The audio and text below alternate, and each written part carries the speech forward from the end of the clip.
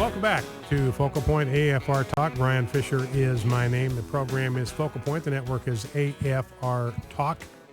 Great to have you on board USS Focal Point today. Got a lot we are going to get to. One interesting thing that's kind of surfaced overnight is there is now a huge dust-up because of the resemblance. Remember, we've talked about this series on the History Channel called The Bible. It's an effort to kind of recreate the great stories of the Bible as accurately as possible with state-of-the-art CGI and top-quality actors and the whole bit. Well, now Satan is a prominent figure in the Bible narrative. Now, when I talk about Satan on this program, I have people on the left just kind of wig out, and they ridicule and they mock when I talk about Satan on this program. When Tim Wildman, our president, talks about Satan himself driving the car to that school where Adam Lanza shot those 26 people to death, Satan himself driving that car, the left just ridicules and mocks. But you can't read the Bible. I mean, Satan shows up in the 3rd chapter of the Bible. And he's there at the end until he gets thrown into the lake of fire. And Jesus dealt directly with Satan, mano a mano, head on, one-on-one for 40 days. He was in the wilderness being tempted by Satan.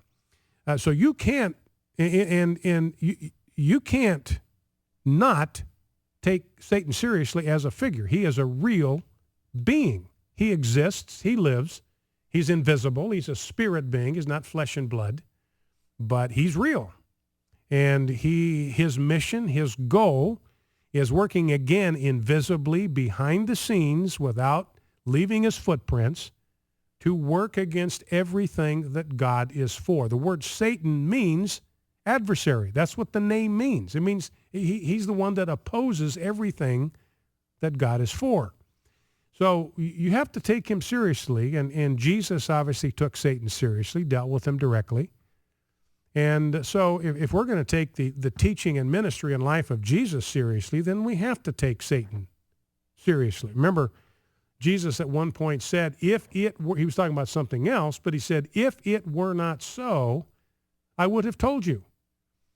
Some people say, well, when Jesus was talking about demonic spirits, he didn't believe in them. He knew better than that, but he just adapted himself to the benightedness and the ignorance of the people among whom he was ministering. Now, that's not what Jesus would do. His whole ministry was to lift people out of darkness, lift people out of ignorance, not mire them in their ignorance. And he said, if it were not so, I would have told you. Now, all that's just a backstory to this controversy that's now erupted, and you're probably going to see more about this. I don't know where this is going to go, but it's going to get big. And that is that the Satan character in this History Channel series on the Bible bears a creepy, spooky, eerie resemblance to Barack Obama. Now, if you haven't seen the picture, I've got a link to it posted on our Facebook page. I sent out a tweet to it so you can see for yourself. You look at the actor himself who is portraying Satan. You just look at his whatever they call it, his promo shot or his whatever it's called. He doesn't look anything like Barack Obama, but so he's been heavily made up to look as sinister as they could possibly make him. And when they got done, I mean, this is the weird thing. When they got done making this perfectly harmless guy, this perfectly innocent actor, when they got done making him look as sinister as they possibly could, he wound up looking just like Barack Obama. So you're just going to start, this is going to be a gale storm proportion, I predict. We're going to have accusations of racism. I predict we're going to have the producers of this series falling all over themselves to apologize and backtrack. I don't know if Satan is going to appear in future episodes. Wouldn't surprise me in the least if they do a panic reshoot of some of those scenes and they get a different Satan figure, because it's spooky how much Satan looks like Barack Obama. Now, some people might even think that this was intentional on the part of the producers. There's absolutely no chance that that's the case. The chances of that are zero, and the reason is very simple. These people live and work in Hollywood. They have a lot of friends in Hollywood. They had a lot of Hollywood celebrities endorse this series before its first episode. People like Jane Lynch of Glee, who's an out lesbian, out endorsing this production. So there's no possible way this thing was intentional on their part. So we'll see where all of that goes, but I predict we are just at the very beginning of what is going to be a pretty interesting week. Now,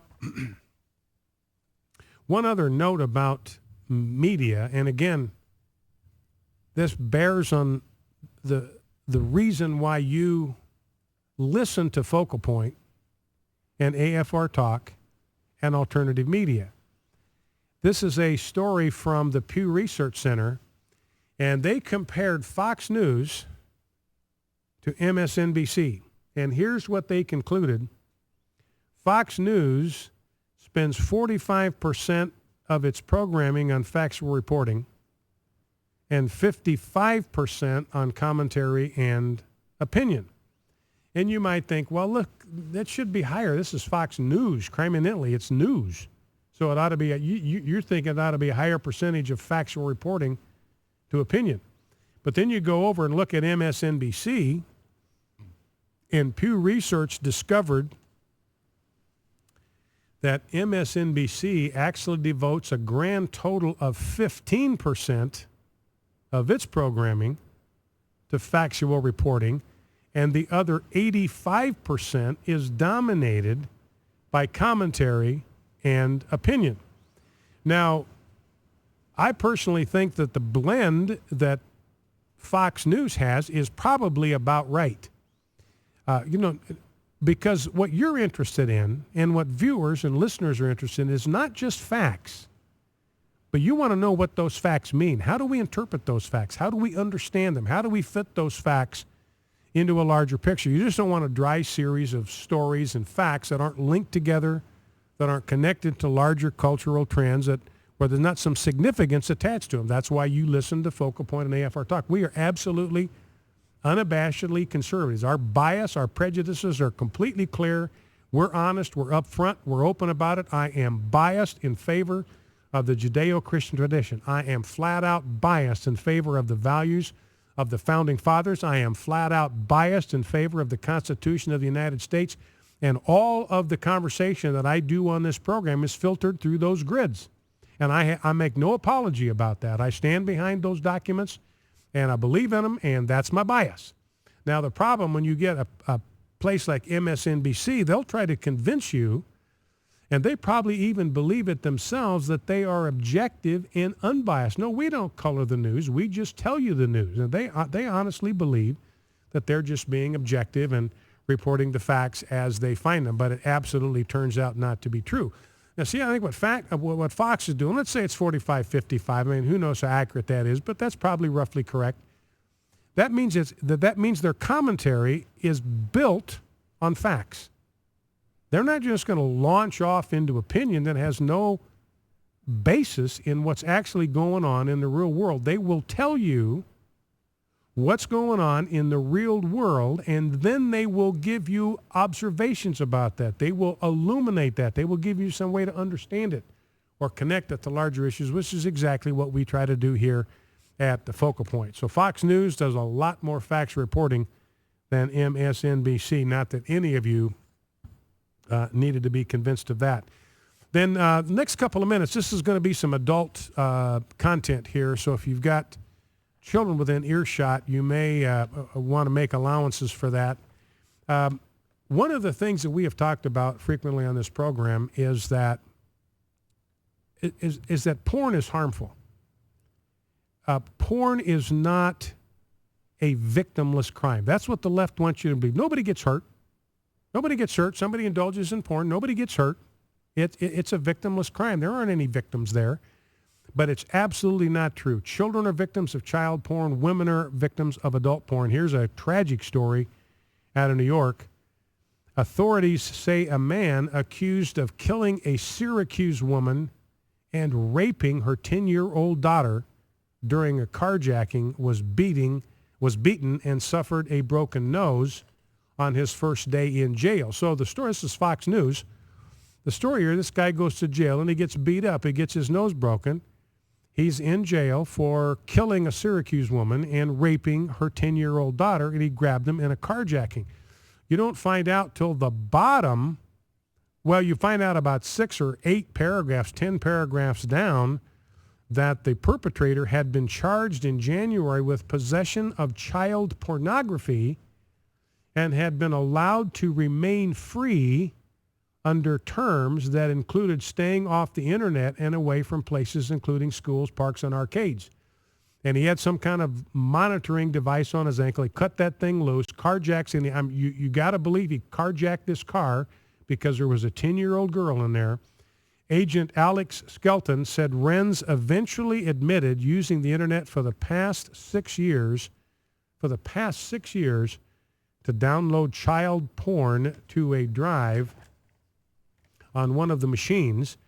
Agents reviewing the drive in December found about 100 gigabytes of child porn comprising more than 500 videos and more than 3,000 images, many of them involving sex with prepubescent girls. Now, here's the point. Child porn is not a victimless crime, and here is proof. Here's a guy that indulges in child porn, got 100 gigabytes, and eventually, here's the problem. Eventually, the child porn was not enough for him. You know, Ted Bundy talked about this. He got hooked on porn. Eventually, the regular softcore porn wasn't enough. He graduated to the hardcore stuff. Eventually, that wasn't enough. He had to act it out in real life, and 42 women wound up dead. Why? Because of porn. Now, not everybody that uses porn goes out and does that. I'm not saying that. But there's a link. You can connect the dots, and here's another example. Because of child porn, we have a woman is dead and a 10-year-old is raped and her life marred forever. Porn is bad. Child porn, adult porn ought to be illegal. No First Amendment protections that protects freedom of speech. Not taking your clothes off and having sex in front of a camera. Focal Point, AFR Talk.